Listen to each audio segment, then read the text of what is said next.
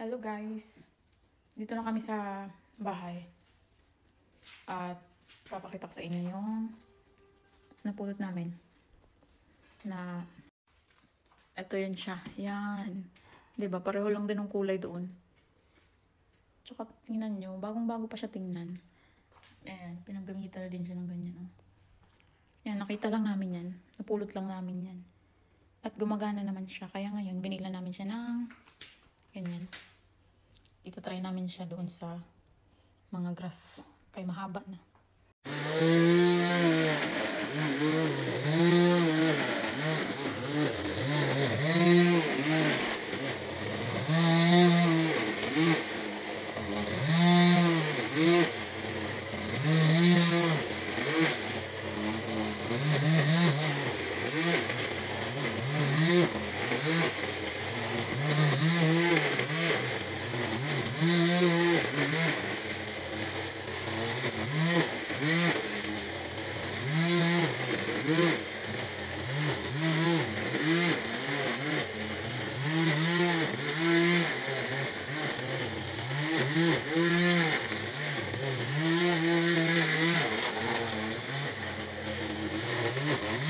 Ayan siya guys.